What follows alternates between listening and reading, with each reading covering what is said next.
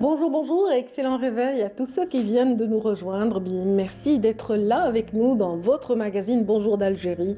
Aujourd'hui, nous entamons ce sommaire par une triste nouvelle, celle de la disparition une icône insaisissable, celle de Ahmed Ben Issa, qui a tiré sa révérence dans la nuit du 20 mai laissant vraiment le paysage artistique algérien en deuil. Ahmed Ben Issa, bien sûr, nous a quittés après avoir participé une dernière fois au Festival de Cannes. Nous reviendrons sur son parcours, sur ses derniers moments de sa vie avec nos invités mais aussi nos collègues puisque Yazid Ait Mahidine a consacré une partie de sa rubrique à cet hommage qu'on rend aujourd'hui à Ahmed Ben Issa, Allah yarhamou. Et c'est difficile, croyez-moi, d'en parler, de parler d'Ahmed Ben Issa au passé aujourd'hui. Voilà, il y a aussi le témoignage de celui qui l'a accompagné sur plusieurs décennies, Najib Stambouli en l'occurrence. Ce journaliste, écrivain également critique de théâtre, connaît par cœur son parcours. Il a connu l'homme de très près. Il revient justement sur leur rencontre, mais aussi sur cette filmographie extraordinaire, unique, d'une richesse incroyable.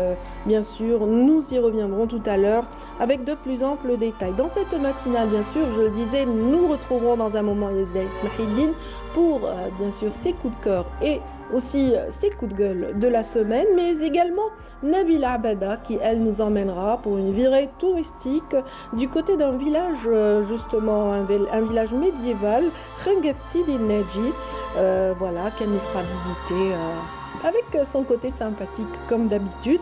Et puis dans cette matinale, nous aurons l'honneur et le plaisir de recevoir l'unique arbitre international femme dans les disciplines, dans la discipline notamment de la rafle. Voilà, elle représente dignement la Fédération algérienne de rafle et de billard. Et puis bien sûr, elle a eu une participation très remarquée lors des derniers Jeux africains, ou plutôt championnats d'Afrique organisés à la salle Harsha. Elle a reçu énormément justement de réactions de la part du public, mais aussi des organisateurs qui lui ont rendu hommage. Nous aurons donc plaisir à recevoir sur ce même plateau Lamia Tahiri, cette arbitre internationale très intéressante. Alors, dans cette matinale, nous aurons aussi le plaisir de retrouver, à partir d'Oran, les représentants de l'association Drôle Madère, qui ont fait beaucoup pour le théâtre également et pour la culture dans cette ville justement de l'Ouest algérien, qui se prépare à recevoir les Jeux méditerranéens. Donc tout le monde s'y met, y compris les associations à l'instar de Drôle Madère. Et puis, bien sûr, nous aurons aussi un autre Skype à partir de Skikda, dans un volet tout autre, le volet touristique, pour parler de zones humides, encore une fois, avec, bien sûr, l'association et l'association voilà, l'association Bariq, qui est représentée ce matin via Skype par Terbouch Adam, son président. Donc, ce sera tout à l'heure, mesdames, messieurs. J'espère que vous apprécierez les différentes thématiques qui seront développées lors de cette matinale. Avant justement de vous donner tout le détail de cette actualité, voici d'abord un point météo. Il est signé Amel Laribi ce matin.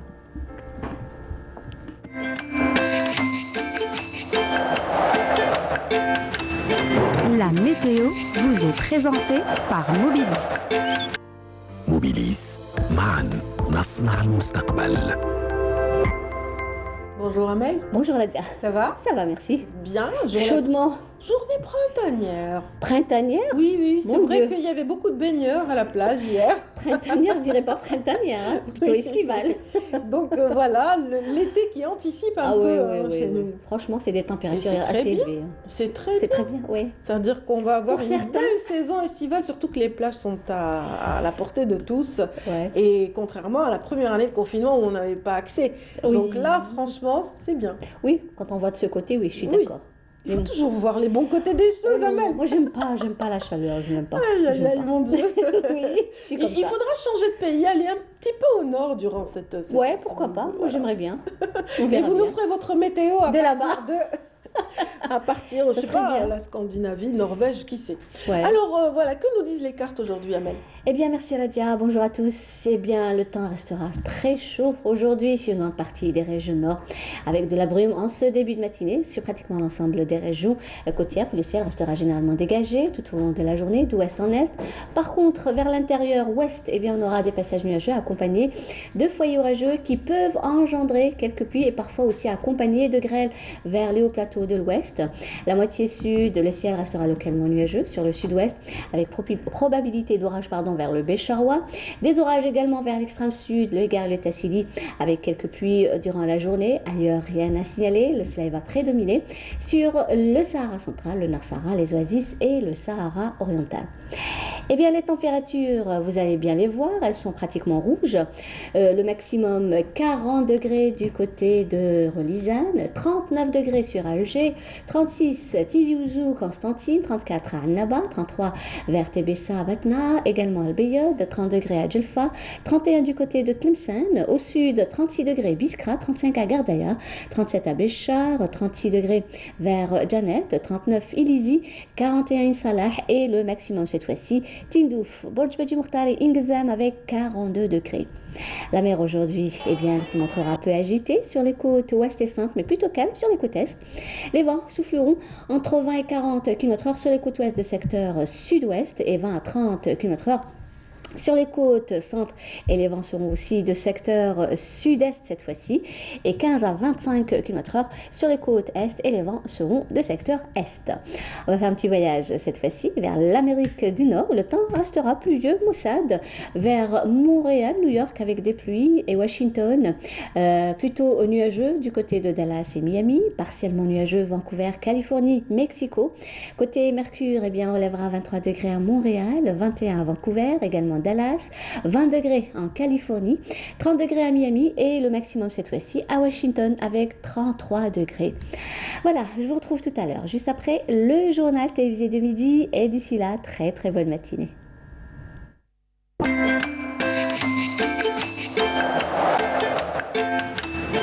La météo vous est présentée par Mobilis. موبيليس معا نصنع المستقبل. Merci infiniment, Amel, moi pour qui toutes ces merci. précisions. Je vous souhaite une très bonne journée, très Malgré la ensoleillée. chaleur, oui. Malgré la chaleur. Très ensoleillée. Alors, Goulili, ok. Pardon? Goulili, ok. Ok. Goulili, ok, c'est le titre d'une chanson. Ah, je me disais bien, c'est quoi Goulili, ok? Oui, c'est pas dans mes habitudes. effectivement. Je me suis dit, qu'est-ce qu'elle a, Radia? Eh ben, Goulili, ok, c'est une chanson interprétée par Gan Al-Marnaoui et c'est là-dessus qu'on se quitte, Amel. Bonne transition. Bonne transition, effectivement, toujours avec vraiment celle qui adoucit les mœurs, la musique, bien sûr. Et c'est Bah oui. parti avec Gan Al-Marnaoui. Merci.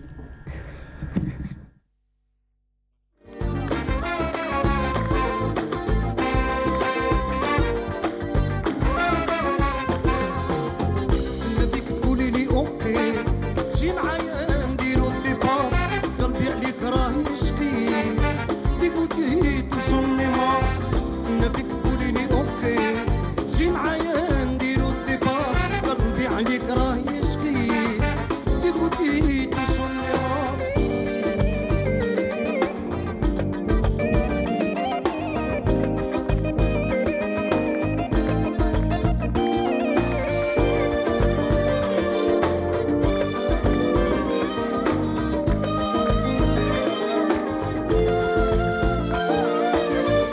بوطوسة ما تبغيني وديما تقولي لي شدام قولي لي وعلاش كرهتيني بدلتيني بولد الشنطة بوطوسة ما تبغيني وياه ديما تقولي لي شدام قولي لي وعلاش كرهتيني بدلتيني بولد الشنطة بدك تقولي لي اوكي تجي معايا نديرو الديبار قلبي عليك راه يشكي ديكوتي توجوني ما بدك تقولي لي اوكي تجي معايا نديرو الديبار قلبي عليك راه يشكي ديكوتي توجوني ما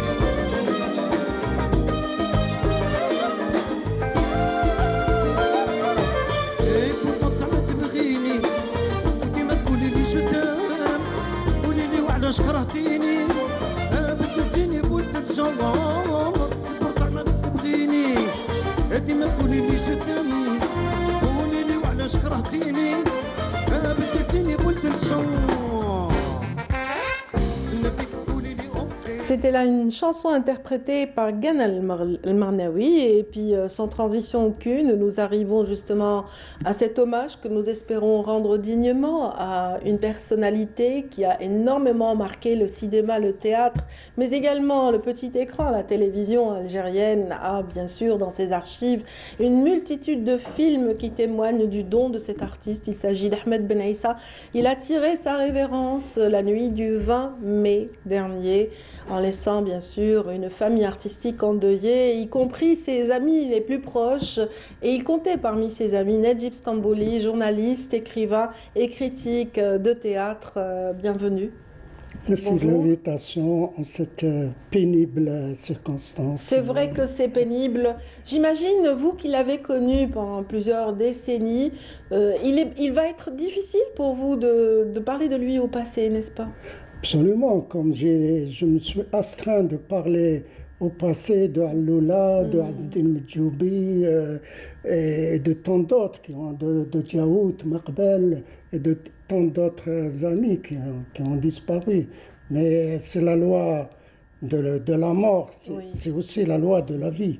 Absolument, c'est aussi la loi de la vie qui nous sépare d'être chers de certaines icônes. Et lui, on peut parler vraiment d'icône parce que par sa simple présence, par son simple regard, il a marqué les esprits dans les différents films aux côtés de grands réalisateurs.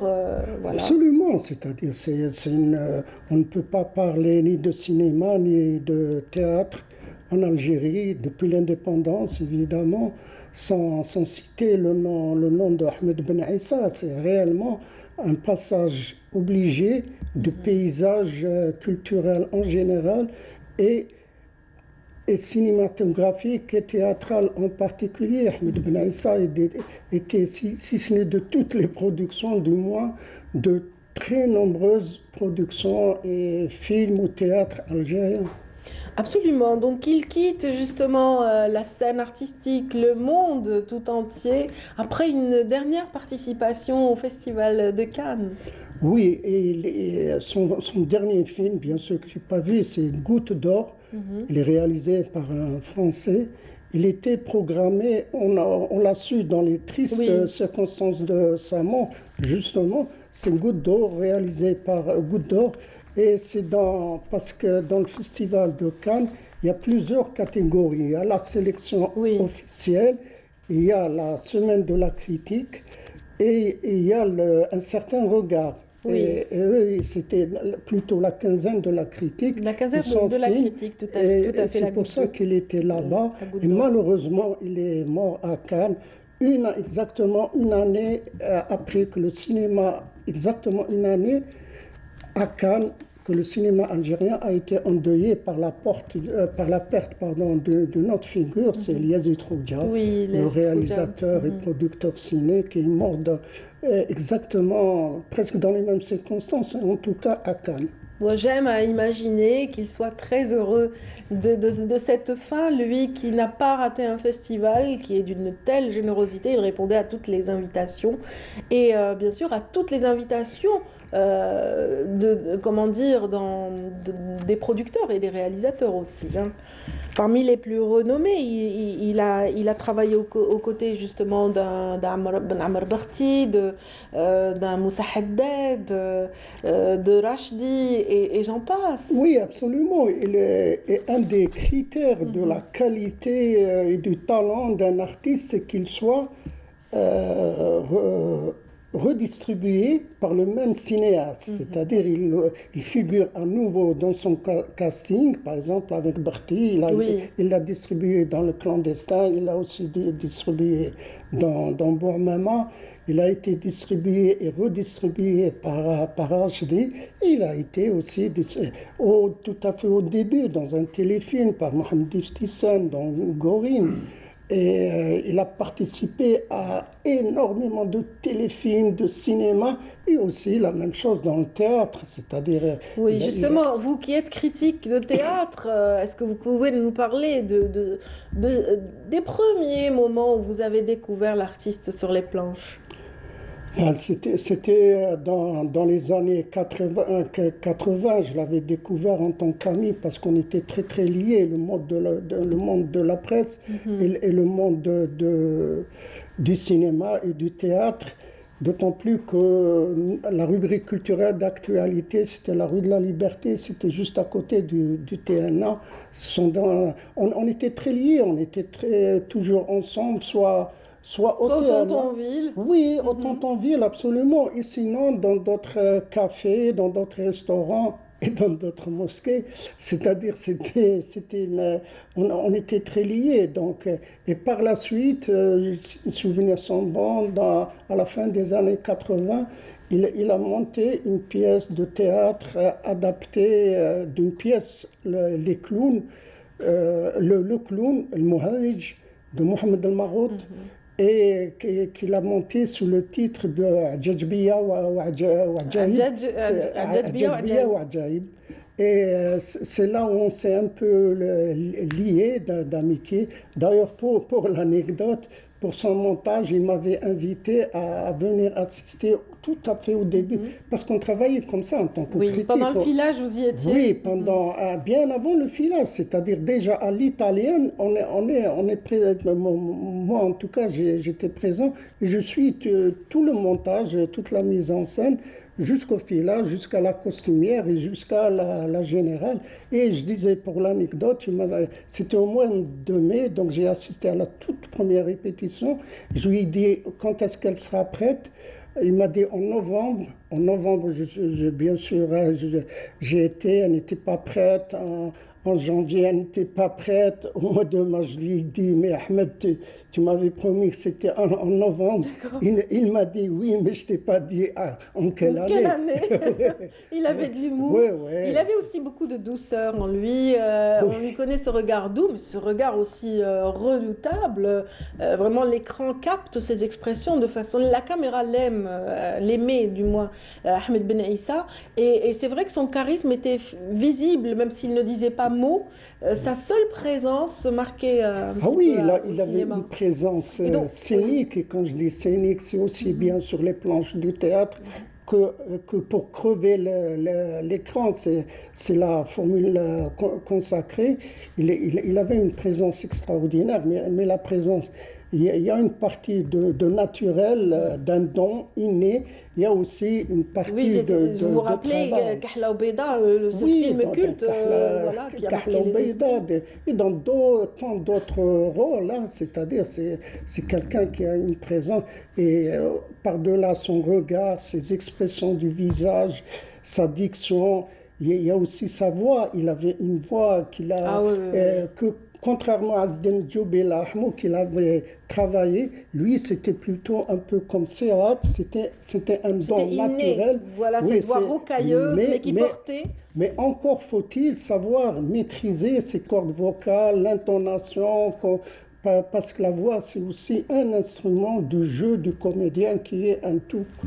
Ahmed Ben Issa, il maîtrisait tous les aspects du jeu, de la direction d'acteur en tant qu'acteur, mais aussi en tant que directeur d'acteur quand il a été metteur en scène. Et aussi quand il a été directeur du théâtre régional de Blabès. Et il est d'une grande générosité avec les jeunes talents. Et il est considéré vraiment comme des frères et sœurs sur les planches. On raconte qu'il était d'une grande générosité, mais vous avez connu vraiment tous ces états d'âme sur les planches. Il était redoutable aussi parfois en tant que metteur en scène. Oui, c'est-à-dire en tant que metteur en scène, comme nombre de metteurs en scène, hein, c'est-à-dire qui sont particulièrement coléreux parce qu'ils sont emportés par leur talent et par leur désir de bien faire, et parfois ils deviennent excessifs. Et il y a d'autres comme Allola qui était la sagesse personnifiée, qui se maîtrisait totalement, et qui arrivait à être très autoritaire sans élever la voix. C'était la particularité de Alloula. Tandis que Ben Issa, on ne peut pas dire que... Une fois d'ailleurs, un ami qui lui a fait la remarque pour la petite histoire, lui a dit c'est Ben Issa, il ne suffit pas d'élever le ton, encore faut-il choisir le verbe, parce qu'il était en train de crier, de piquer sa colère. Ben lui, il a dit, en criant bien sûr, je choisis le temps et je choisis le verbe, en tapant sur la particularité et sur un autre registre. On l'appelait Ahmed la tempête. La tempête, mais ça dénote d'une grande sincérité. Absolument, c'était un homme total, c'est-à-dire qui est à la fois très très doux, mais qui est emporté par sa fougue, et notamment par sa fougue artistique. Oui, absolument. Bon, ça, c'était l'époque où il était à Sidi Bel Abbès, où il a dirigé ce théâtre régional de fort belle manière, c'est-à-dire d'une main de maître. Il a formé vraiment toute une génération. Il a insufflé l'amour du théâtre à toute une génération. Hein. C'était une belle pépinière quand même, Sidi Bel Abbès. C'est-à-dire, ce qu'il caractérisait, c'était la générosité humaine et aussi la générosité intellectuelle.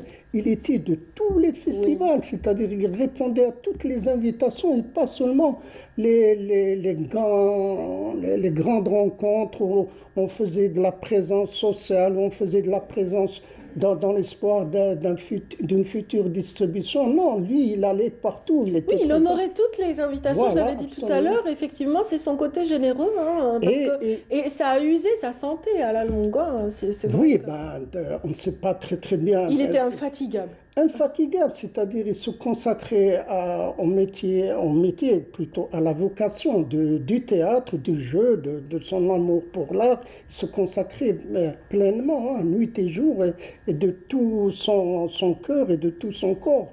Et ce qui devait arriver arriva, c'est-à-dire il a brûlé la vie par les deux bouts. Et là, comme je me permets de m'auto-plagier, je disais, il aimait trop la vie, et la vie n'a pas supporté cet excès d'amour.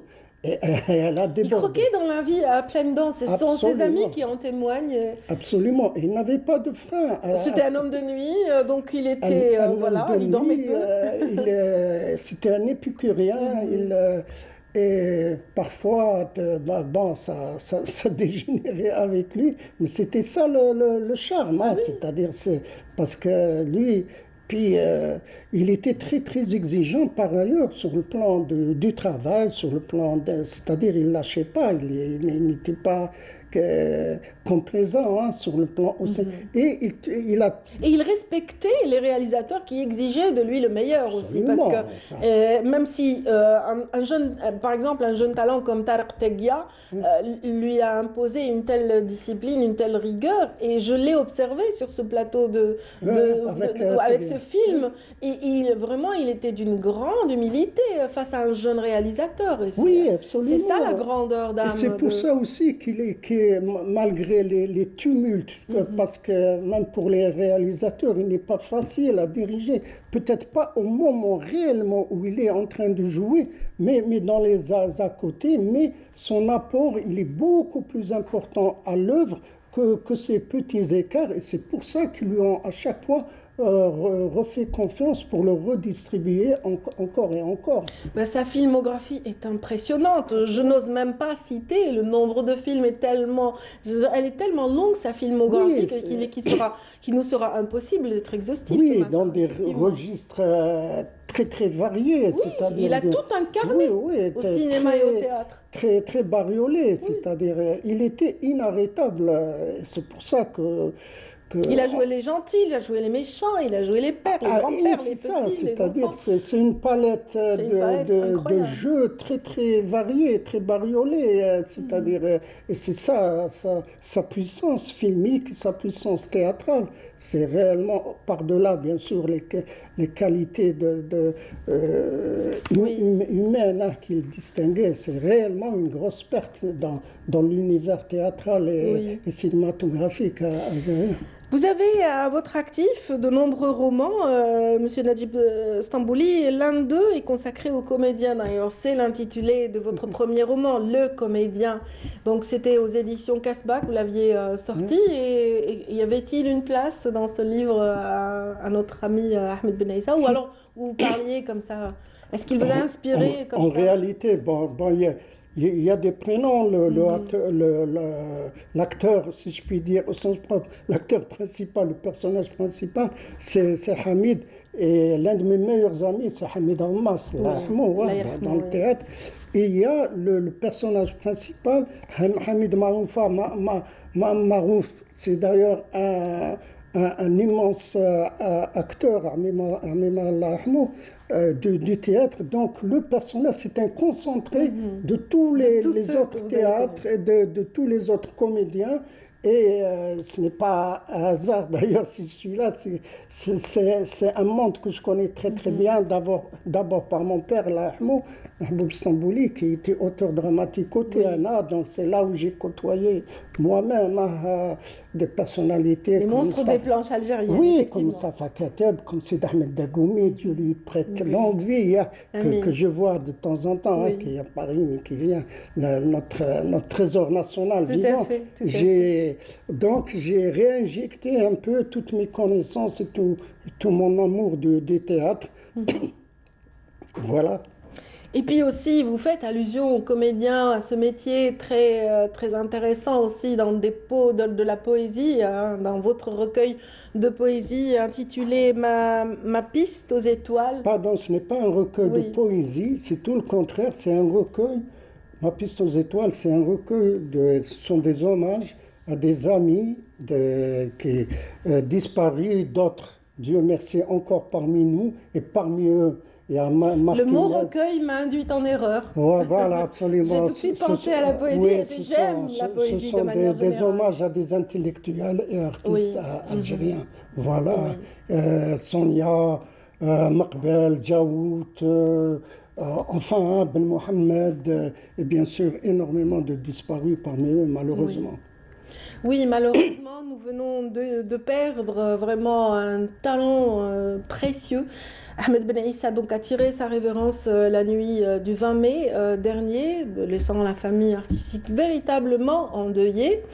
Si je devais vous demander le meilleur souvenir que vous retenez de lui, de tout un parcours, vous deviez me raconter un pan, qu'est-ce qui vous revient comme ça en mémoire? Malheureusement, le meilleur souvenir, c'est le pire. Je l'ai rencontré il y a 3 mois, je crois, dans un café, c'était juste avant Dan. Et puis j'ai été juste le saluer, il était assis. Moi, je rentrais de mon boulot, je lui ai dit quand est-ce que tu passes, parce qu'il a l'habitude de passer. Et au journal, il m'a dit j'ai un tournage à Oran, en ma connaissance avec Ben Ismaël. Et puis en France, et dès mon retour, je passerai te voir. Et malheureusement, c'est resté en suspens. Et ce sera en suspens pour la postérité. C'est-à-dire une postérité, d'ailleurs, qu'il mérite, mais dans un autre registre. Ahmed Ben Aissa, c'est un homme immense. Et aussi, donc immense est notre peine à tous, pas la mienne seulement, mais de tout le monde artistique algérien.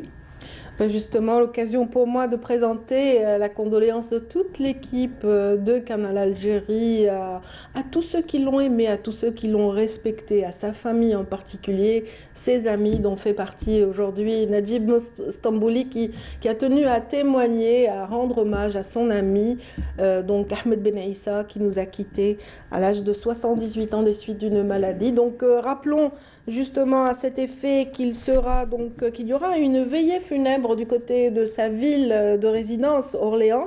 Donc pour ceux qui l'ont connu, ils pourront toujours dire adieu à l'artiste. Ce sera le 25 du mois en cours du côté d'Orléans et puis sa dépouille rejoindra son pays natal, Algérie, le 27 mai prochain. pour qu'il soit inhumé plutôt à Oran. Donc ce sera à Oran, donc voilà, la ville où il a connu, enfin, où il a vécu toute sa jeunesse, n'est-ce pas?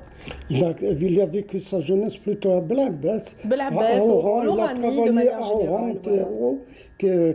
quand il était déjà adulte. Voilà. Allah yarhamou. Là, Ça allait. paix à son âme. Paix à son âme, vraiment, voilà. On a du mal à parler d'Ahmed Ben Issa au passé. Allah yarhamou. Donc, c'était une pensée de bonjour d'Algérie à ce grand homme du théâtre, du cinéma et de la télévision, Ahmed Ben Issa. Allah yarhamou. Donc, paix à son âme. Merci beaucoup, Najib Stambouli, d'avoir été avec nous ce matin. Je rappelle que vous êtes journaliste, également écrivain, mais aussi voilà, critique de théâtre. Merci pour ce témoignage. Merci pour Canal Algérie d'avoir rendu hommage à Ahmed Ben Issa. Ça nous va tous droit au cœur, notamment à son cœur à lui. Oui, tout à fait. Allah yarhamou, inna lillahi wa inna ilayhi raji'un. Donc, l'hommage à Ben Issa se poursuivra dans un petit instant avec aussi un mot de Yazid Ait Mahiddine, rédacteur en chef de Bonjour d'Algérie, qui va me rejoindre tout de suite après ceci.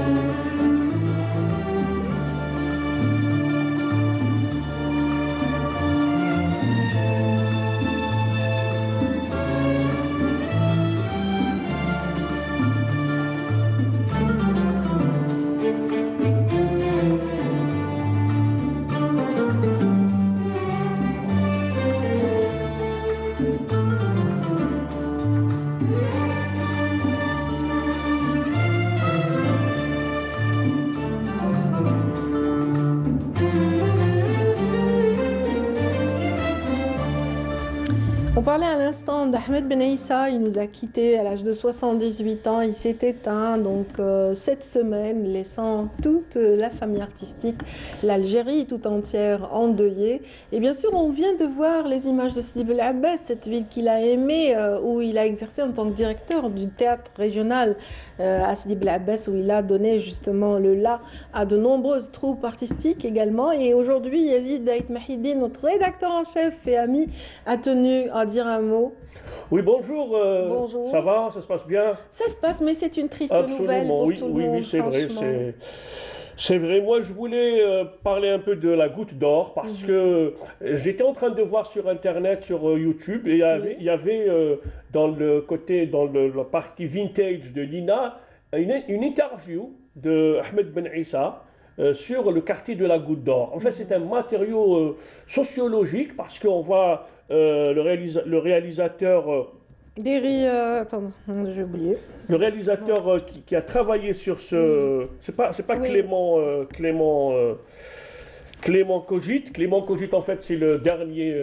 D'accord. C'est le dernier Goutte d'Or, c'est le dernier film intitulé Goutte d'Or, où a participé donc Ahmed Ben Issa a pris part à ce film qui a été sélectionné dans la partie Semaine de la critique. Semaine de la critique, tout Il à a fait.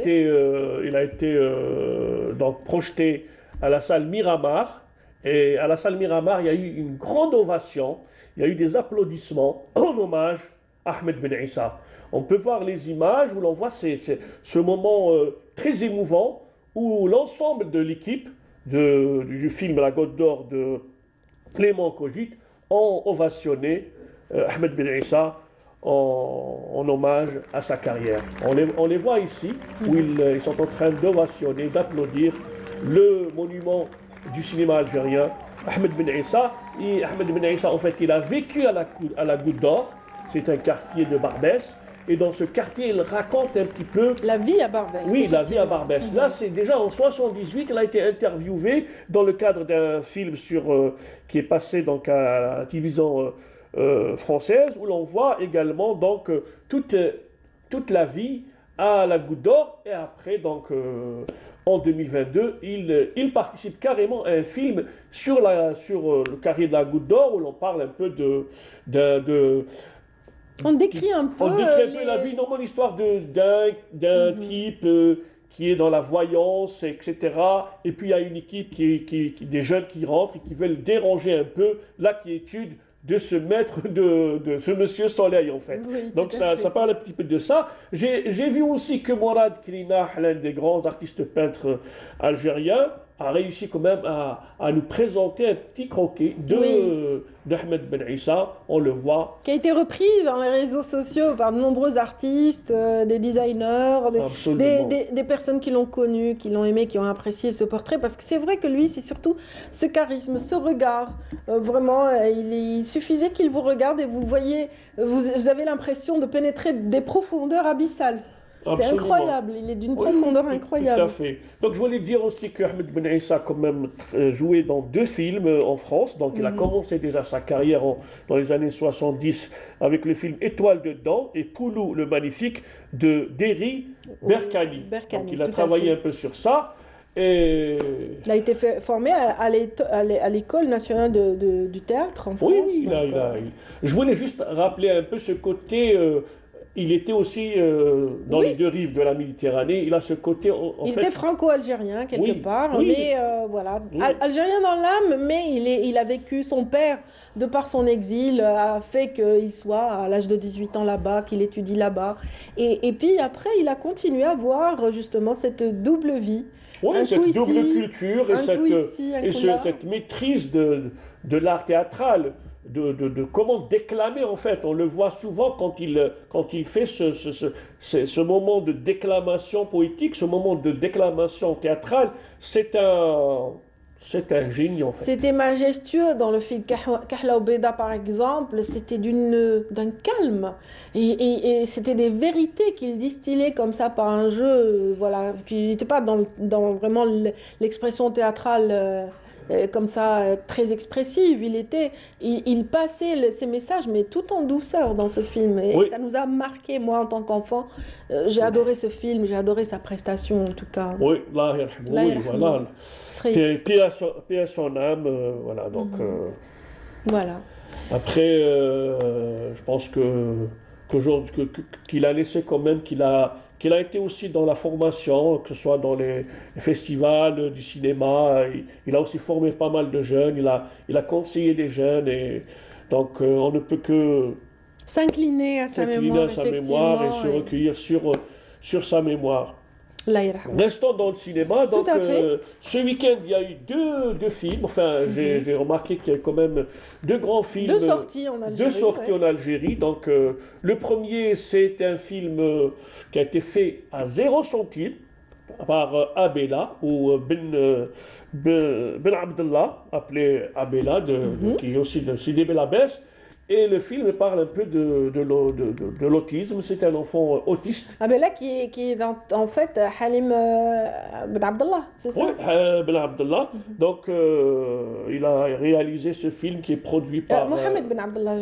Halim, c'est le rôle principal. Halim Ra'ad, c'est le titre du film de Ben Abdallah qui s'appelle Abela. Oui. Il est de Sidi Belabès. Il est en train de voir donc l'affiche du film qui est sorti le 13 mai 2022, il est programmé pratiquement dans toutes les grandes salles à Alger, à Oran, à Constantine, à Kharata et partout aussi.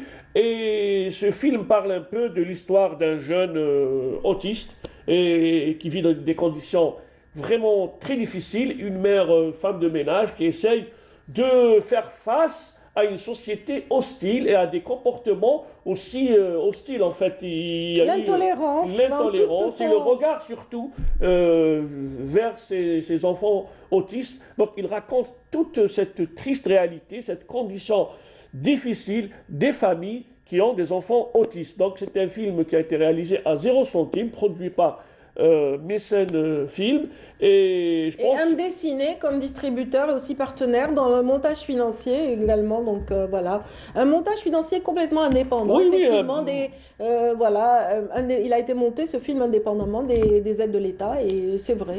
C'est vrai, Absolument. Donc c'est un film qui parle de l'autisme et que c'est un film qui a drainé les foules. Il y a eu beaucoup de monde qui ont été voir ce film et chapeau pour, j'allais dire, chapeau pour ce premier film long-métrage. de court-métrage, pas de long-métrage en fait. C'est un premier long-métrage. C'est un long-métrage qui parle un peu des enfants autistes. Il y a un autre film, Apprendre à aimer, de Stéphane Pilanka Kerben. C'est une école privée, donc de formation spécialisée Farandole, donc cette école qui a projeté un film et ayant pris part donc des journalistes, des médecins spécialisés, dont notre collègue confrère Ibn Bash qui a participé au débat de ce film, ainsi que Fethi Benachnou et également la directrice de l'école Nassera Benedine, donc il y a... Et là aussi, on est dans l'univers des personnes aux besoins Oui, spécifiques. ça parle aussi de la trisomie 21. C'est l'histoire d'un couple qui ont eu un enfant porteur de la trisomie 21 et le père qui a délaissé la famille. Et c'est grâce à l'amour que ce couple s'est ressoudé. Et cette histoire est une histoire qui est un hymne à la tolérance, un hymne à l'amour. Et Amir m'a rappelé en fait pour dire que ces enfants qui étaient là, ces enfants porteurs de la trisomie 21 et d'autres enfants également, étaient vraiment très très généreux. Il y avait cette générosité du cœur et ce passage un peu, cette interactivité. Et le fait de s'identifier à ces héros d'un film, comment ils ont ça participé, a dû être émouvant. Comment ils ont participé également à ce débat. Donc voilà le film. Deux moments forts de la semaine, absolument. effectivement, Oui, dans le monde et cinématographique. et c'est des jeunes comme ça. Là, c'est du côté de Sidi Belabès, donc Abela. Et puis c'est une association, c'est une école d'enseignement spécialisé du côté de Mouzrea qui ont proposé deux grands films destinés aux personnes aux besoins spécifiques. Donc chapeau pour ces moments de vrai cinéma, parce que le cinéma s'adresse en fait à la société. Il suscite le débat. Normalement, un film est là pour susciter le débat, pour réveiller les esprits quant à telle ou telle thématique. Et c'est vrai que ce sont de beaux voyages que nous offre ce 7e art. Oui, c'est le 7e art, voilà. Donc, après, on va un petit peu boxer. Attends, Yazid. Et c'est Ève. C'est Ève qui va boxer. Je demande pardon pour toutes les bêtises.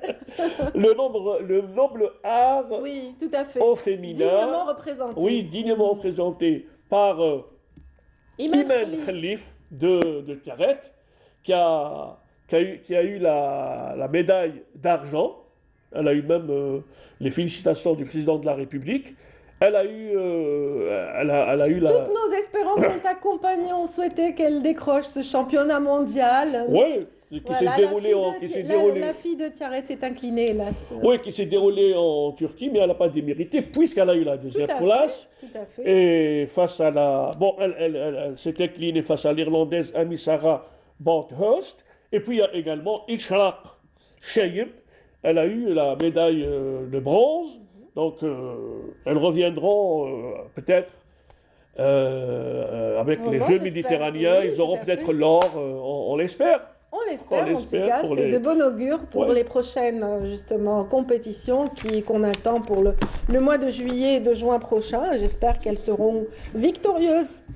Destination maintenant à Msid. Connaissez la ville, enfin la commune de Msid? Je connais le pont de Sidi Msid. Oui, il y a le pont de Sidi Msid, il y a Msid Fatah, et il y a la commune de Msid qui se trouve à Sfizef, dans la wilaya de Sidi Belabès. D'accord. Donc, j'essaie de chercher comme ça sur... Il y a déjà un événement grandiose, c'est la Wa'da de Msid. Donc, la grande fantasia, donc il y a tout Tout un rituel. Oui, tout un et rituel. voilà. Les gens sont là, les chevaux, le ta'am, La etc. fantasia. La fantasia, la poésie, Sha'ad al-Melhoun et tout. Donc il y a eu ce moment un peu qui vend un petit peu l'image de marque de cette région de Msid à Sfizif, dans la wilaya de Sidi Belabès. Nous pouvons voir quelques images. Et puis il y a également un site archéologique. C'est un site archéologique où où on leur rend hommage à une héroïne berbère du nom de Roba. Roba, oui. Roba. Lella Roba. Lella Roba, Donc oui. elle est sur une colline de 80 mètres. Donc on voit là l'image donc de La grande la grande fantasia fantasia avec donc les troupes folkloriques, avec de la poésie populaire, etc. Et donc ça s'est passé donc à Sidi Msid, pas Sidi Msid, Amsid, dans la wilaya de Sidi Belabès, et pas loin de la daïra de Sfizif. Elle n'est pas loin aussi de Mascara. Et là, donc, ça y est, une grande fantasia avec le cheval barbe à l'honneur, etc. Donc, c'est un moment de pur bonheur de voir toute cette image épique de cette Algérie qui est dans la profondeur historique. On voit ici, ça rappelle un peu les grandes épopées de Boamema, de l'émir Abdelkader, etc. Donc je rappelle aussi qu'il y a un site archéologique de Lella Rouba, c'est une héroïne berbère, qui a donatiste, c'est-à-dire qu'elle était elle était dans la mouvance chrétienne. Elle était partisane de Sainte Donna, donc qui a fait, rappelons-le, il y a le donatisme qui a fait face à l'Empire romain. Et donc dans le 5e siècle après Jésus-Christ. Et puis donc elle est enterrée à 50... C'était du temps de Saint Augustin, donc oui. Voilà, l'évêque de Annaba. Non, pas de temps, c'est Sainte Donna, c'est autre chose. C'est autre chose. Je veux dire les adeptes de Sainte Donna. Non, Sainte Donna c'est autre chose par rapport à Saint Augustin. Voilà, donc Sainte Donna, il a fait face, c'est l'une des révolutions qui ont fait face à l'Empire romain. Il y a aussi la révolution des travailleurs saisonniers, les circonciliants, c'est autre chose, qui ont coïncidé avec la révolte des donatistes. Donc on voit ici donc le site archéologique Lella Rouba. Donc il est à 800 mètres d'altitude, donc sur une colline de 800 mètres d'altitude, avec des pierres qui ressemble un petit peu au Djidar de Karet ou à quelques ressemblances également avec le site de Bedrassen. Donc on voit donc la Roba qui est enterrée dans la région de Benyan, pas loin de Mascara, donc à 50 km de Msid. Donc merci. La représentation qu'on vient de voir, la montre sur un cheval, donc c'était une guerrière. Oui, c'est une guerrière qui a fait face à l'Empire romain. Ouais, elle a pris part aussi avec la révolte des donatistes. C'est ça, en fait, la relation avec les donatistes. Et voilà, toutes ces informations, nous les avons recueillies du site Msid sur la commune de Msid, donc sur Facebook. Et nous remercions Mohamed Boras de la commune de Msid qui anime bien cette page avec beaucoup d'informations, notamment concernant la fantasia ou la wa'da de Msid, et puis l'hommage à Lella Rouba. C'est une héroïne berbère, donatiste, et qui a vécu au 5e siècle après Jésus-Christ. Maintenant, c'est le carton rouge, c'est le coup de gueule. Sur les coups de gueule, c'est bon. Le coup de gueule, en fait, j'étais à la plage hier. Idem pour moi. Oui, on était à la plage, à Azur plage, on se la coule douce, on est là en train de lire, etc. Puis de se baigner, la mer était sublime. Oui, de ne pas bronzer idiot, comme ça, bien, la belle vie, etc. Et puis on était finalement pris en sandwich par les jet skis d'un côté et les chevaux de l'autre. Et c'est terrible, parce que même les enfants qui jouent au bord de la mer, ils ne peuvent pas, du moment que les chevaux passent. Et les chevaux passent pour un petit peu proposer des promenades au bord de la mer, comme ça, etc. Mais c'est très, très dangereux. Donc j'ai essayé de prendre quelques quelques photos, quelques images, Ah voilà, bon, on les pieds dans voit. l'eau carrément. Oui, on c'est les vrai. voit carrément et c'est très très dangereux. Et il y a aussi les jet skis. Il y a eu, on a vu aussi quelques vidéos sur YouTube où il y a eu quand même des Et accidents. il y en a eu, Il y a eu du côté des de accidents Sidefred, plusieurs fois, oui. parce qu'ils ne respectent pas. Ils sont à quelques kilomètres de la mer. On voit ici, par exemple, comment ces jeunes en train de jouer. Et Ils on, s'approchent et trop ouais, du et on bord de voit la comment ils ont été percutés carrément. C'est terrible, en fait. C'est terrible. Donc, déjà, la saison estivale n'a pas commencé. Et on voit aussi ces comportements. En fait, c'est des images je rappelle que c'est des images qui datent de 3 ans. Mais c'est juste pour alerter. Pour dire que ça Parce que- peut. et puis qu'il les ne faut gens pas pro- s'approcher et puis du les gens rivage. et puis les gens en profitent parce qu'en fait Oui. il n'y a pas quand même il n'y a pas encore ni le plan bleu ni le plan delphine, etc. Donc Tout à fait. c'est C'est vrai que ces usagers de ski, voilà, ils ont tendance à abuser, à se rapprocher justement du rivage. De oui, c'est trop pour ça près. qu'on doit de trop près. oui, c'est Mais pourquoi c'est on vrai doit que- appeler ces gens-là à respecter un peu la sécurité des gens, la sécurité des biens vraiment, et des gens aussi. il faudrait peut-être créer des petits ports de jet ski loin de l'espace justement. Non, des- en fait, voilà. ils sont réglementés. C'est De je sais pas, préférence, ils- avoir un espace de stationnement ou un espace où ils peuvent récupérer. ils sont réglementés, il y a tout un règlement à respecter. Ils ne peuvent pas y aller au-delà de... Oui. Pas, donc, et puis, même par rapport à ces chevaux, à ces gens qui font de la promenade... Au milieu des estivants, oui, non? mais c'est un peu terrible, donc voilà. Et puis, comme la saison estivale commence le 21 juin, donc ces gens-là en profitent parce qu'il n'y a pas de... Ils ne sont pas Là, ça encadrés, va, c'est etc. pas encore, voilà. Donc, mais là, hier, la température a frôlé les 36 degrés. Et je pense qu'il y a lieu qu'il y ait quand même un cordon de sécurité, qu'il y ait... parce que Une les gens- anticipation. Oui, parce que quelque les part, gens vont à la des plage. services de De sécurité. toutes les façons, les gens vont à la plage. Donc, autant qu'il y ait une couverture sur le plan de la sécurité des biens et des personnes. Absolument, vous avez Voilà. raison de tirer ce carton rouge, Voilà. Yazid, tout à fait. Et pour terminer, musique pour terminer avec le Brassens algérien. Il s'agit de Djamel Djenidi qui s'est je pense qu'il a eu à l'Institut français, avant-hier, il y a eu quand même un concert sur Brassens de 7, je pense, de 7 à Alger. Donc il y a ce Brassens Djamel Djenidi, donc avec l'orchestre Jamila. Donc il joue même Kantara en français. Donc j'ai essayé d'apporter une petite touche Oui, donner une sympathique. visibilité Ouais. à ce qui s'est fait. Oui, c'est bien. un petit peu sympathique. En fait, c'est un concert qui se déroule en France. Nous allons voir quelques extraits pour dire voilà, pourquoi pas, Djamel Djenidi, merci pour tout ce que vous faites. Vous et l'orchestre Jamila, El Jamila, voilà. Oui.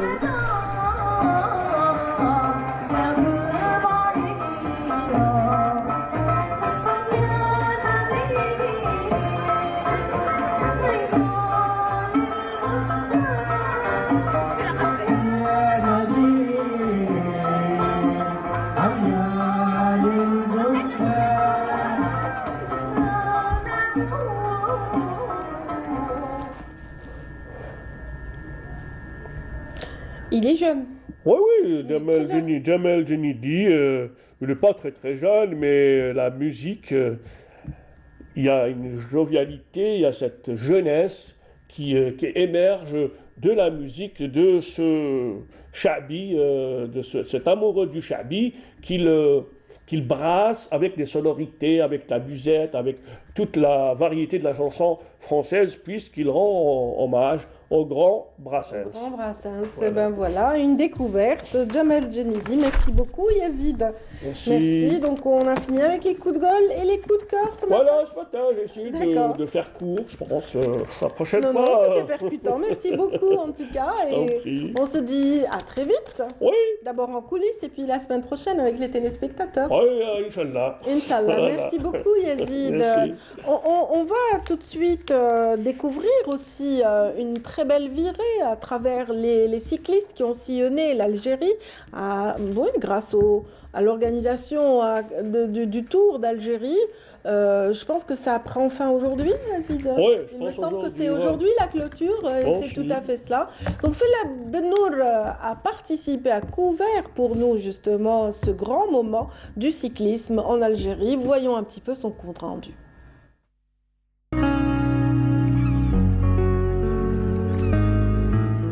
Après 4 ans d'absence, le Tour d'Algérie de cyclisme algérien est de retour. Le maillot jaune, Asdin Lagueb, mettra son titre en jeu. Et pour sa 31e édition, le Tour aura un goût méditerranéen puisque l'arrivée aura lieu à Oran, théâtre des 19e Jeux méditerranéens. Le grand départ qui aura lieu ce samedi à partir de la ville des Roses sera précédé la veille par le Grand Prix d'Alger. La première étape, Chefab Lida, se disputera sur 7,5 km. Le lendemain, les coureurs auront à faire 150 km pour rejoindre Chlef. Le lundi, la destination sera Mostaganem, une étape de 130 km, avant d'arriver mardi dans la capitale de la Méditerranée, El Beria Oran. Et là encore, les coureurs auront du boulot avec un parcours de 106 km. Sur place, le tour sera ponctué par 2 courses de 154 et 25 km. Au-delà de l'aspect sportif, le Tour d'Algérie 2022, comme les précédents, tiendra toutes ses promesses sur le plan touristique et offrira aux participants des paysages panoramiques, histoire de joindre l'utile à l'agréable.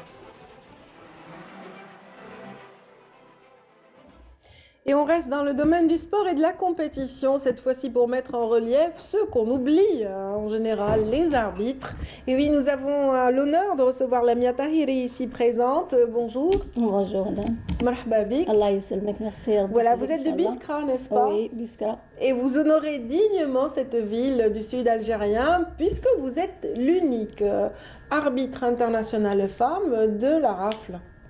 Oui, je suis arbitre international.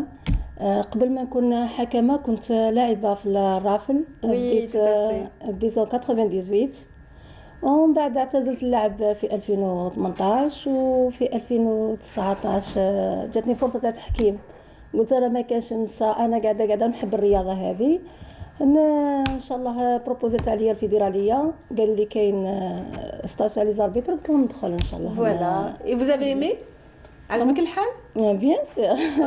بيان سور الحمد لله وفقنا ربي ودرت اربيتر، درت 6 موا ستاجير اربيتر ستاجير ومن بعد وليت حكم فيدرال. Voilà, on vous a découvert et justement c'est pour ça que vous êtes parmi nous. On vous a découvert lors des derniers championnats d'Afrique organisés à la salle Halcha. Vous étiez présente et le public, c'est vrai que le public applaudissait les joueurs ou les joueuses, en général les athlètes, mais dès que vous apparaissiez, vous aviez vos fans. On vous applaudissait également. Oui, أنا قبل من نبارتيسيبي هذه الشامبيون d'Afrique بروبوزا لي سيدي ياسين كافي رئيس الكونفدرالية الإفريقية للكرة الحديدية، بروبوز عليا قال لي لميا كي اربيتر فيدرال لازمك تشاركي في تربص في تونس في فيفري 2022 وشاركت في التربص في تونس والحمد لله وفقنا ربي كنت انا وواحد معايا ومن بعد جات شامبيون دافريك من وراها وعيطوا لي والحمد لله.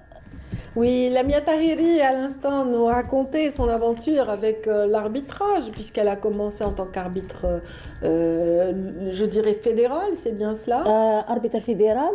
Ou maintenant arbitre international. Voilà, donc elle est passée par différents stages proposés justement par la fédération algérienne de rafle et de billard qui l'a stimulée, encouragée, mais également aussi le président du comité, donc plutôt de la fédération africaine de rafle, donc qui lui aussi lui a proposé des stages très intéressants pour élever son niveau à l'échelle internationale. Elle a répondu présente et du coup elle est parmi justement les pionnières de ce métier en particulier. Donc on a honneur de recevoir Lamia Tahiri qui justement présente cette semaine sur les réseaux sociaux. Les réseaux sociaux, il y a beaucoup d'images tag.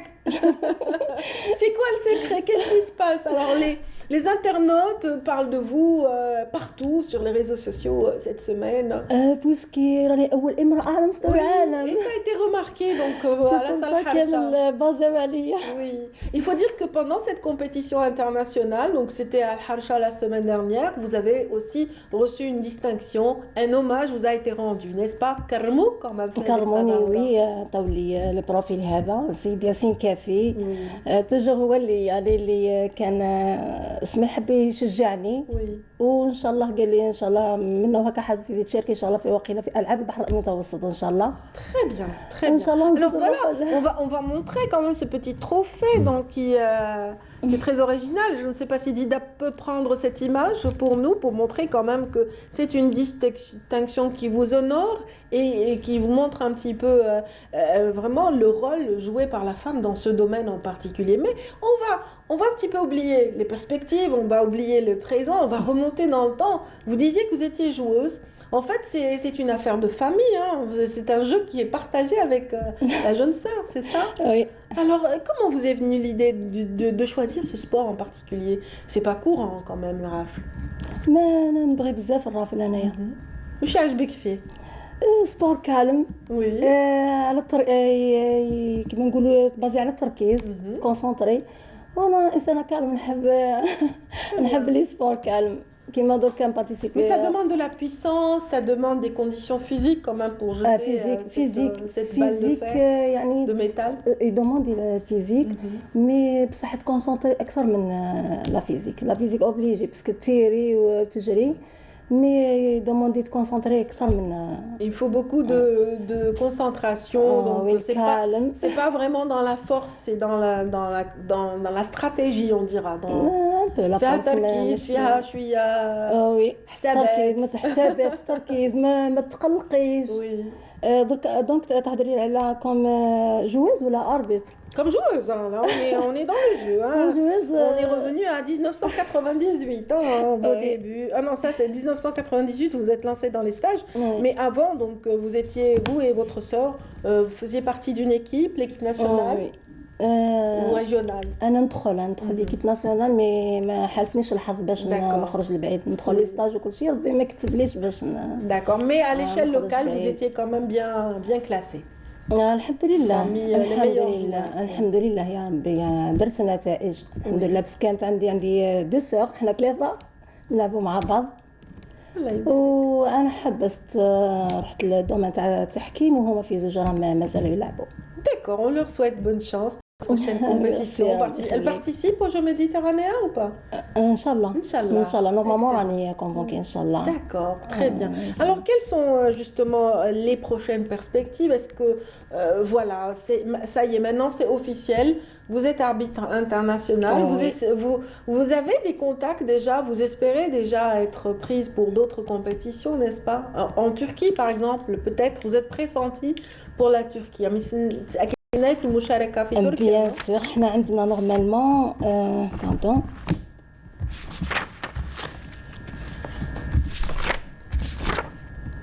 هي كاينه Les Jeux islamiques, c'est en Turquie, Jeux donc islamiques. possible que vous participiez à oui, cette grande Inch'Allah. compétition. ان شاء الله كاينه بطوله العالم اصغر واكابر كاينه العاب اسلاميه كاينه العاب الشباب وان شاء الله ربي يوفقني كامل ان شاء الله Très bien. نبارتيسيبي ان شاء الله يا ربي دونك راني المراه الوحيده لازم Il faut qu'on Il vous faut encourage, hein, il faut Biqaddarni, donner un petit Inch'Allah. quota aux femmes et leur donner la Bien chance sûr.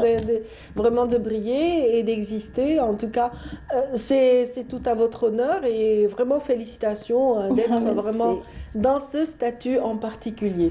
Donc aujourd'hui que vous êtes arbitre, comment est-ce que vous vivez la chose? C'est-à-dire, est-ce que ça change un peu? qu'est-ce qui واش اللي تبدل يعني كي لقيتي روحك دركا اربيتر في عود كنتي تلعبي لقيت روحي حاجه كبيره زدت شويه حسيت روحي حاجه داكور فوالا تحسي بالمسؤوليه تري بيان تحسي بالمسؤوليه كنت كلاعبه كنت نحب غير نربح وكل شيء مي دركا نحس بلي عندي مسؤوليه داخل الملعب عندي مسؤوليه Très bien. قادم معنا Lamia, donc on va revenir vers vous dans un tout petit instant, le temps d'entrer en contact avec justement un représentant de l'association Drôle Madère, c'est à Oran. Bonjour. Bonjour. Oui, Monsieur Seddir, c'est vous? Non, en fait, c'est Ahmed Halimi. Ahmed, voilà, bienvenue Ahmed parmi nous. C'est Ahmed Halimi, vous me disiez? Oui. Très bien. Oui, alors, comment se portent les amis de Drôle Madère? Ça va? Très bien, oui. On le sait par les spectacles, quand on fait beaucoup de spectacles, on est bien. Le son, je ne sais pas si vous pouvez régler à votre niveau le son pour que je puisse vous entendre mieux.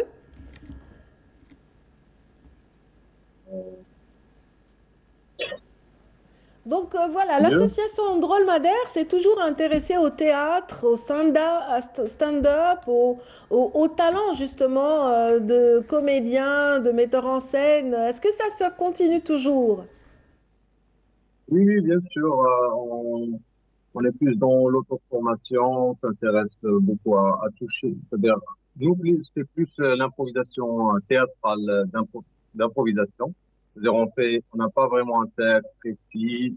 C'est-à-dire, quand on fait un spectacle, c'est le public qui nous donne des thèmes, des suggestions et tout. Et on essaie, c'est-à-dire, d'aborder même le théâtre classique, même dans notre.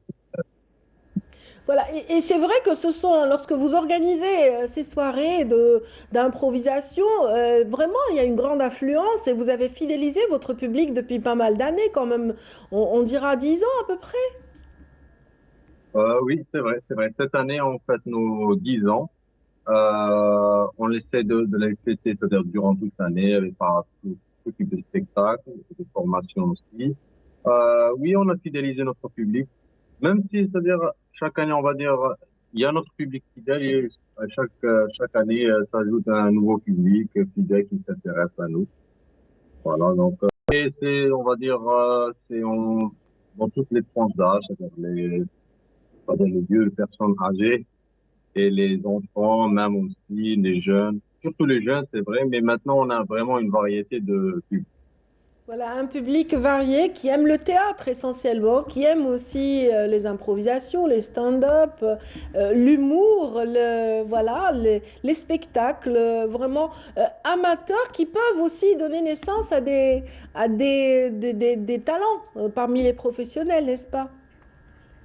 C'est vrai, oui, c'est vrai, c'est vrai. Même il y a beaucoup de membres avec nous, c'est-à-dire maintenant qui peuvent avoir des plus langues aussi dans d'autres disciplines, c'est-à-dire qu'ils font. Très bien. À nous, Oui, un dernier mot s'il vous plaît par rapport au projet Oran. Pardon? Le projet Wahran, un dernier mot s'il vous plaît, parce qu'on arrive à la fin. C'est-à-dire concernant le jeu méditerranéen et tout? Oui, tout à fait. On a un contact, on a des contacts, mais c'est pas encore sûr. Mais on espère bien, Inch'Allah, c'est-à-dire y participer, bien sûr, avec grande joie et avec grand plaisir. Ben, on espère aussi que vous à cette fête justement très attendue du côté Oran, aux côtés des autres associations. Merci infiniment, Ahmed Halimi, d'avoir été parmi nous et de représenter l'association Drôle-Madère dans ce plateau. Merci infiniment. Et on revient justement à Alger pour remercier notre invitée ici présente, donc Lemia Tahiri. Pour ceux qui ne la connaissent pas, elle est arbitre internationale, unique justement, arbitre international de la Fédération de rafle et de billard. Merci infiniment d'avoir été avec nous. Merci. إن شاء الله. يا عايشة. عندي كلمة حبيت نقولها. آخر كلمة من فضلك. يعيشك يزيد فضلك. حبيت نشكر رئيس الفيدرالية الجزائرية رافل البليار.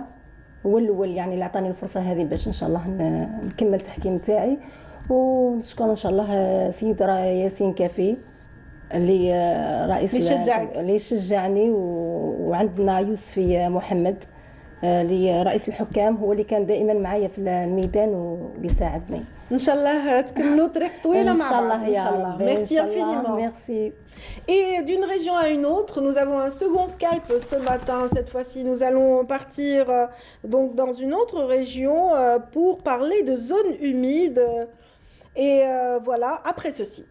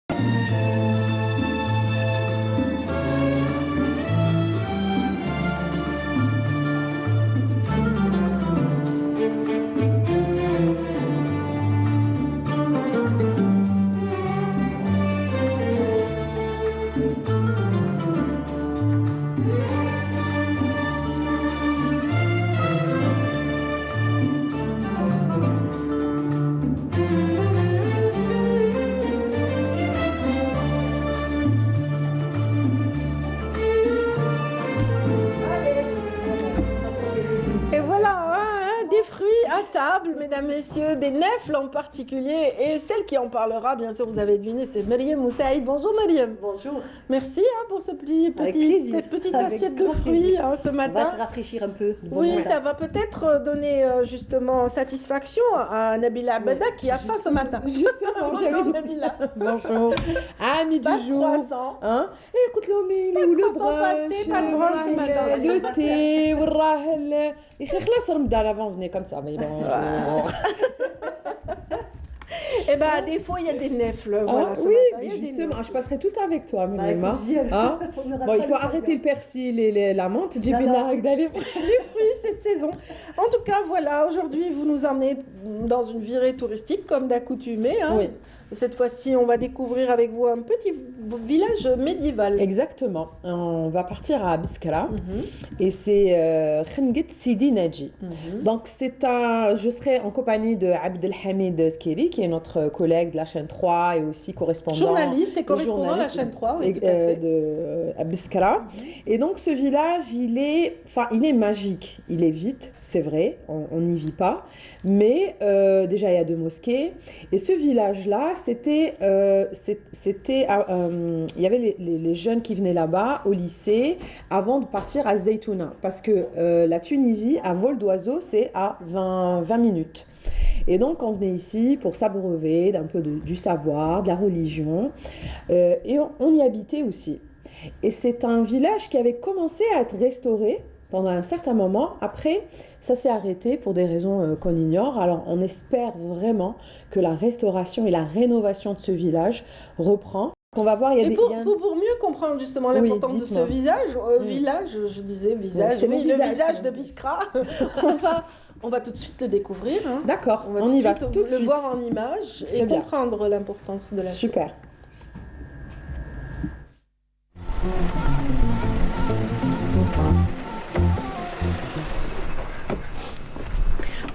Bonjour, alors pour notre troisième jour, cap au village médiéval Khenget Sidi Naji.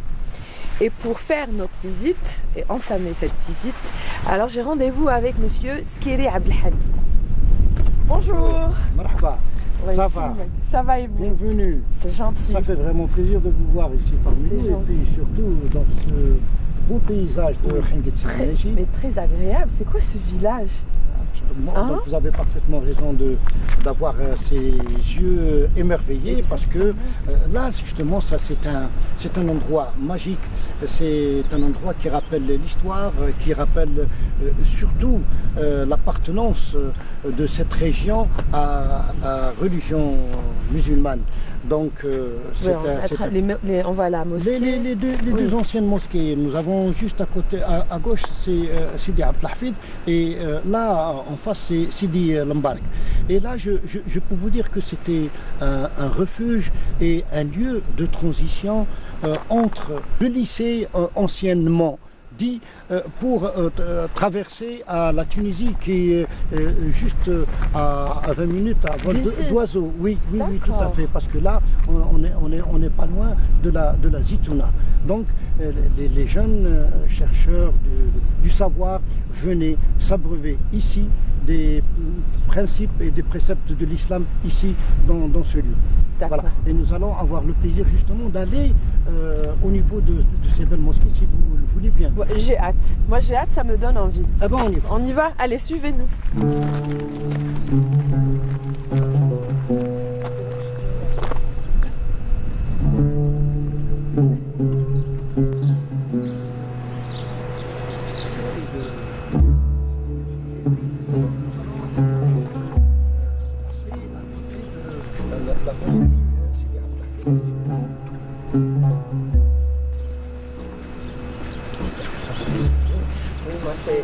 Je suis très bien. Et par là, on va vers où? Ah ben, on va aller justement vers l'ancien noyau et c'est surtout du côté de la mosquée de Sidi Lambark. Sidi Lambark qui est étroitement collé à l'ancien noyau, ou plutôt l'ancien palais, qui a bénéficié d'une restauration de la part du ministère de la Culture. Et puis vous allez voir qu'on a fait quand même beaucoup d'efforts. Malheureusement, ce sont des efforts qui se sont arrêtés à un certain niveau et puis qu'il va falloir reprendre justement ces travaux dans l'intérêt de la préservation du patrimoine d'un côté et puis pour permettre aux générations futures de découvrir justement toute cette ville. Surtout, oui. J'espère que le message sera passé et compris. Oui. Rado, on les appelle Nah. Oui, mais pourquoi il y en a trois? Trois, c'est fou. Voilà, bien sûr, la suite, vous l'aurez deviné, de cet extrait, c'est dans l'émission Escapade que présente notre ami Nabila Bada ici présent. Donc ça fait partie d'une émission, donc d'où la petite coupure. Oui, mais on va dire quand même, on va pas laisser les téléspectateurs... Nah, il y a trois, alors il y a ceux, ceux qui habitent la maison. Nah, c'est oui, exactement. Donc on les trouve dans on les trouve dans les casbahs partout, donc sur le territoire national. Donc Nah, un qui a une sonorité particulière pour les gens de la maison, le mari ou les enfants. Enfin non, le mari ou là. Le deuxième, c'est pour les étrangers. Donc, quand on entend une deuxième sonorité qu'on avait pratiquement en classe, on a appris les sonorités. Donc, on sait que c'est quelqu'un d'étranger. Et le petit en bas, c'est pour les enfants. Donc, voilà. Donc, il y a trois sonorités différentes. Donc, quand on est dedans, on a... On sait très bien si c'est Maintenant, avec l'interphone, quand on sonne, on ne sait pas qui sonne. Il y a la voix quand même. Il y a la voix. Mais à la ménage, il y a les enfants qui cherchent le ballon. Mais ça, on sait qui. Voilà. C'est l'ancêtre de l'Interpol. Ouais, exactement. Ouais, c'est super ça. Hein. J'avais découvert ça aussi au niveau du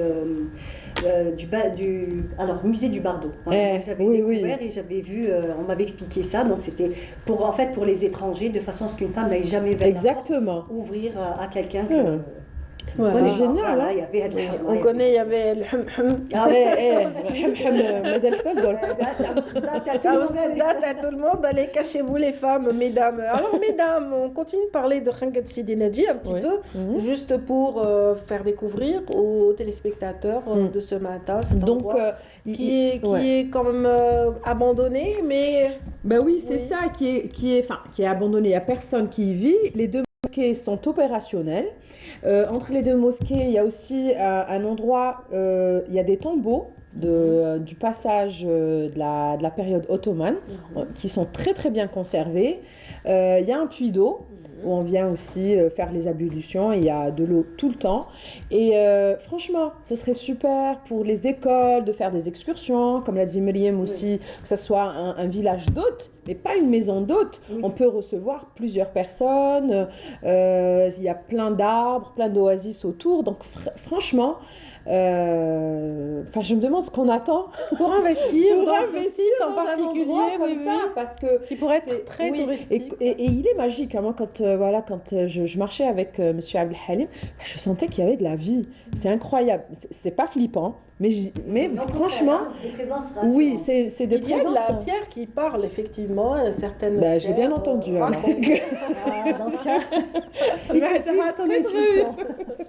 Non, mais c'est très agréable comme endroit. Oui. En tout cas, ça a été une belle source d'inspiration pour l'émission et pour aussi cette séquence. Et je pense que les nefs vous ont beaucoup inspiré aussi ce matin. Ils sont très inspirants. Avant de parler des nefs, on va juste recevoir une personne qui est justement du côté d'eux. Alors, Skikda, donc voilà, les Skikdi sont aussi présents aujourd'hui à travers Tarbouch Adam, président de l'association Bariq. Bonjour monsieur. Bonjour à vous. Bonjour, et on est ravis de vous recevoir sur ce plateau à partir de Skikda, donc ce joyau du littoral. Alors, comment se porte l'association, mais aussi comment se portent les zones humides dans cette région? Bon, très bien, très bien. Très heureux. Et le truc, c'est que j'ai un petit arbre de nefles chez moi. Un neflier. Oui, exactement. Et en ce moment, c'est le fruit oui, c'est un fruit de saison qui est vraiment en abondance sur les étals, oui, tout à fait. Elle est très connue, il a par la fraise. Par rapport aux zones humides, voilà, la zone humide, vous savez très bien, c'est un écosystème qui est très fragile. Ici, dans notre association, on essaie, c'est l'un des axes très importants, l'un des objectifs de notre travail, c'est la protection de cette zone humide. C'est un écosystème qui est à part. On est en train de parler d'une zone humide protégée par une convention de Ramsar. On est en train de parler de 24 000 hectares de biodiversité à part et malheureusement très fragile. Presque 3000 espèces d'oiseaux migrateurs répertoriés dans la région. Et le truc, c'est que dans la zone humide, le caractère économique qui entoure cette région, c'est l'agriculture. Et là-bas, elle est très connue par la pastèque et la tomate de la région de Ben Azouz. Et la pastèque et la tomate, ce sont des légumes et des fruits, des légumes qui demandent beaucoup d'eau. Alors, un système d'irrigation qui est à part. Alors, il y a beaucoup de consommation d'eau dans la région. On essaye d'avoir des plans stratégiques pour essayer de varier entre l'agriculture et aussi la protection de cette zone humide. C'est-à-dire votre combat, c'est aussi de la protection, la sensibilisation à la valeur de ces zones humides, c'est bien cela? Exactement. On a vu plein de petits bambins assis en train de dessiner, donc c'est aussi une opération qui vise à la sensibilisation des plus jeunes aussi? Justement, on a plusieurs publics cibles. D'abord par les autochtones, les habitants qui habitent la région. On essaie de faire comprendre que c'est un système à part, qui est très fragile, qu'on peut faire le mélange agriculture et aussi protection de la zone tout en ayant un rendement dans la région. mais il faut faire intégrer des technologies, des techniques comme les panneaux solaires et l'énergie solaire, mais aussi le produit bio. Vous savez, on n'a pas beaucoup cette culture-là de produire des produits sans utiliser les pesticides et les engrais qui vont être initiés. On essaie d'inculquer à différents niveaux, parce qu'un enfant, on ne peut pas parler à un enfant sur ça. Pour un enfant, déjà, lui faire comprendre que cette biodiversité ou les oiseaux qui vont voir dans la région, ce sont des oiseaux rares, il faut les protéger, il ne faut pas les courir après, il faut tirer profit de cette richesse-là. Et à un autre niveau, l'agriculteur. Vous savez, à un moment donné, on trouvait des difficultés parce que notre association, elle est là depuis 2006. Et ce sont des générations d'agriculteurs. On a des agriculteurs qui n'ont pas cette connaissance de l'énergie solaire, mais maintenant, il y a des petits-enfants qui essayent de récupérer les terres de leur grand-père. Et eux, ils sont en tout cas, j'espère qu'ils seront nombreux à peut-être rejoindre le peloton et participer à tous ces efforts de sensibilisation de la part de l'association Al-Bariq de Skikda. Donc, merci à vous, Adam Tarbouch, d'avoir témoigné ce matin en qualité de président de cette association et de parler des actions justement en faveur des zones humides à l'occasion de la Journée mondiale des zones humides, justement. Merci infiniment. Merci à vous. Prenez soin de votre néflier et écoutez attentivement les conseils justement de Marie Moussaïd ici présente. Oui, allez, alors, en 3 minutes, 4 minutes. En 3-4 minutes, on va faire vite alors aujourd'hui. Hein. Ce qu'on va faire, c'est qu'étant donné que c'est la journée mondiale de la biodiversité, ce qu'il faut se mettre dans la tête, c'est essayer de consommer les fruits de saison. Parce que tout simplement, ce sont des fruits qui ne demanderont pas beaucoup d'entretien, qui ne demanderont pas beaucoup de pesticides, ni vraiment, on va dire, beaucoup d'interventions. Bien entendu, tout ce qui est stockage, transport et tout ce qui s'ensuit. Donc on va favoriser, bien sûr, à notre petite échelle, hein, chacun essaye de faire un petit effort. C'est-à-dire, alors aujourd'hui j'ai ramené les nèfles, c'est des fruits de saison. On a eu la chance d'avoir ces fruits-là. Il faut savoir que ce ne sont pas des fruits qui sont répandus dans le monde. Vous n'irez pas, même dans les plus grandes étals des plus grands supermarchés. Non, vous ne trouverez pas. Donc cette variété de nèfles, vous trouverez une autre variété beaucoup moins goûteuse, beaucoup moins sucrée aussi que celle-ci. Donc il y a un goût carrément tout à fait différent. Donc alors généralement les néphiliers ne demandent pas trop de produits, on va dire, d'entretien. Donc pour tout ce qui est produits phytosanitaires, même s'il y a l'intervention, c'est vraiment à petite échelle, c'est pas les pommes ou autre chose. Donc la culture en Algérie, ça fait quand même très longtemps, déjà depuis, on va dire, ça remonte presque au début de la fin du XXe siècle, qu'on consomme, et surtout ça s'est, on va dire, plus généralisé. Donc il y a de nouvelles variétés de néfliers, donc les nèfles sont un peu plus grosses, on va dire un peu plus charnues, c'est ce qu'on recherche. C'est vrai qu'on a tendance un petit peu à bouder celles qui sont petites, donc un peu rikiki, mais il faut savoir que c'est toujours les plus sucrés, les meilleurs. Voilà. Elles sont très parfumées, savoureuses. Très parfumées. Donc la saison est assez courte, donc c'est vraiment le premier fruit qui arrive donc après la saison hivernale. Hein. Donc on sait très bien que pendant l'hiver, il n'y a pratiquement rien. Donc début du printemps, mis à part les petites fraises, vraiment, c'est lui qui, on va dire, qui ouvre le bal pour l'arrivée de l'été. La saison est assez courte, donc une quinzaine de jours, 3 semaines. Là, ça va, ça s'est étalé sur à peu près 1 mois. Mais il faut essayer de les consommer plus rapidement parce que... Ah bon, 15 jours Oui, ça va partir très vite. Ça va partir très, très vite. Voilà. Et donc, quand vous les achetez, petit conseil, essayez de toujours les avoir comme ça en petites grappes. Donc, plus elle aura sa petite tige, plus le fruit restera, vous pourrez le conserver voilà, longtemps. Voilà. Très bien, merci, bravo. Merci. Résumé en 3 minutes. Alors profitez, bien entendu, il est riche en oligo-éléments, beaucoup de fer. Du moment où quand on l'étale, on l'épluche, il noircit rapidement, ça veut dire qu'il est riche en fer. Donc consommez-le sans modération. On va laisser quand même Mariam continuer. Le générique de fin est déjà lancé. Merci à tous ceux qui nous ont suivis ce matin. Merci Nabila. Merci à toute l'équipe. Et puis Mariam, voilà, vous pouvez continuer jusqu'à la fin. On a dit au revoir. Je veux mais on peut la faire en confiture si elles ne sont pas très sucrées. Des fois, c'est vrai que quand on l'achète, elle n'est pas trop sucrée. Donc, ce qu'on fera, on pourra la faire en sirop, donc un petit peu d'eau, un peu de sucre. Et franchement, c'est un délice. Et il y a des gens qui ont la patience de la faire en confiture, carrément avec la petite branche. Et c'est un régal et en même temps, c'est très raffiné quand on... Mais moi, je l'ai cuisiné forme d'arne, tu sais, je la mets comme... Enfin, avec, je la mets aussi, il y a un plat spécial aussi avec bourré d'amandes, tu sais. Oui. Générique terminé les filles, bon appétit, bonne dégustation. Allez, bonne journée à tous, au revoir. Voilà.